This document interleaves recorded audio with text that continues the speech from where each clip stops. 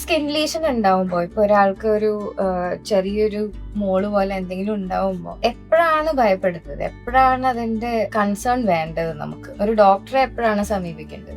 ഏറ്റവും ചെറുതായിരിക്കുമ്പോൾ തന്നെ എന്താണെന്ന് ഡയഗ്നോസ് ചെയ്യുന്നത് ഏറ്റവും ഐഡിയൽ ആയിട്ട് ചെയ്യേണ്ടത്. പക്ഷേ അത് പെട്ടെന്ന് വളരാൻ തുടങ്ങുന്നു, അതിന്റെ നിറവ്യത്യാസം കാണാം, അത് ബ്ലീഡിങ് ഉണ്ടാവുക, പെയിൻ ഉണ്ടാക്കാം, ചിലപ്പോൾ അടുത്തേക്ക് സ്പ്രെഡ് ചെയ്യുന്ന പോലെ ഉണ്ടാവാം, അടുത്ത് കാണുന്ന ലിംഫ് നോട്ട്സ് ഗ്ലാൻസ് വലുതാവുക, അങ്ങനത്തെ കാര്യങ്ങളൊക്കെ ഉടനെ തന്നെ നിങ്ങൾ ഏറ്റവും അടുത്ത സമീപത്തുള്ള ഒരു ഡോക്ടറെ കണ്ട് ചികിത്സിക്കേണ്ടതാണ്. ചിലതിന്റെയൊക്കെ കളറ് വരെ മാറും. ആ കളർ വരെ മാറും, കളറായിട്ടുള്ള ഒരു പാടായിരിക്കും, അത് പിന്നെ കറുപ്പാവും, ഷേപ്പ് മാറാറുണ്ട് ചില വ്രണങ്ങളായിട്ട് വരാം, ചിലത് പിന്നെ അത് പൊട്ടി ബ്ലീഡിങ് ഉണ്ടാവാം, അങ്ങനത്തെ പല കാര്യങ്ങളുണ്ട്. പലപ്പോഴും ഇത് ചിലപ്പോൾ ജന്മനാ ഉണ്ടാവുന്ന ചില ലീഷൻസ് ഉണ്ട് which are prone to be malignant later on.